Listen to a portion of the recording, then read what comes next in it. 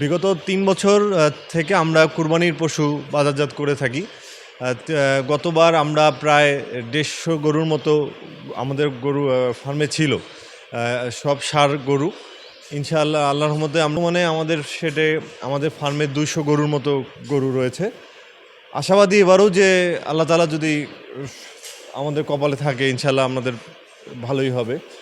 আমাদের গরুগুলো আমরা সব দেশি জাতের যে ষাঁড় গরুগুলো আমাদের ফার্মে শুধু সেগুলোই রয়েছে। আমরা চেষ্টা করছি যাতে সঠিক পরিমাণে সঠিক খাবার, মানে যে খাবারগুলো আমরা অর্গ্যানিক খাবার বলে থাকি বা দানাদার যে খাবারগুলো, যেমন আপনি ধরেন যে গমের ভুসি, চালের কুড়া, তার থেকে শুরু করে চালের খুদ, তারপরে রাইস ব্র্যান, তারপরে আরও ধরলে আপনাদের খৈলের যেটা সরিষার খৈল, সয়াবিনের খৈল, তারপরে সাথে আমরা ভুট্টার যে ভুসিটা সেটাও আমরা খাইয়ে থাকি গরুকে।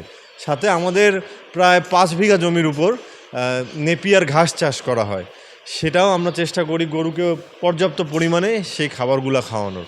আর তার পাশাপাশি আমরা নীলফামারী জেলা প্রাণী সম্পদ অফিস থেকে সার্বিক সহযোগিতা গ্রহণ করি। সেখানকার যিনি জেলা পশু অফিসার, তিনি বিভিন্ন দিক নির্দেশনা দিয়ে থাকেন আমাদের ফার্মের উপর।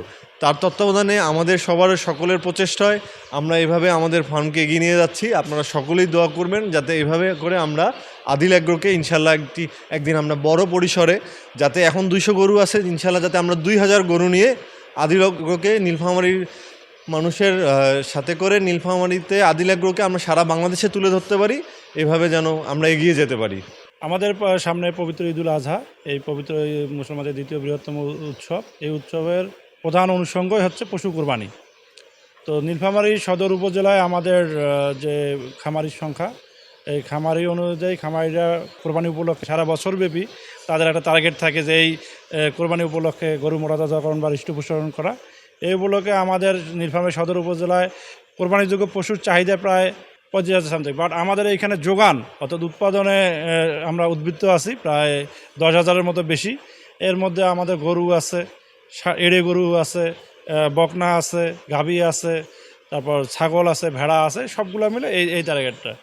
এর মধ্যে অন্যতম একটা খামার হচ্ছে আজকে আমরা যে খামারে ভিজিটে এসেছি, সেটা হচ্ছে আদিল অ্যাগ্রো খামার। এখানে প্রাকৃতিক উপায়ে, এইখানে আমরা যেহেতু এই খামারটা নিয়মিত মনিটরিং করি, আমি বা আমাদের জেলা অফিস থেকে আমাদের স্যাররাও আসেন, এখানে খামারিও অনেক সচেতন, তারা একদম প্রাকৃতিক উপায়ে। এখানে আপনার পাশে দেখতে পাবেন যে পাশে কিন্তু খড় কাটা মেশিন আছে, গ্রাস চপার অর্থাৎ ঘাস কাটা মেশিন আছে, তাদের নিজেদের যেহেতু অটো রাইস মিল আছে, এখান থেকে খৈল ভুসি এগুলো তৈরি করে তারা কোনো কেমিক্যালি প্রয়োগ ছাড়াই এই সারগুলো, এখানে 98টা যে সার আছে তারা এই হৃষ্টপুষ্ট গ্রহণ করতেছে।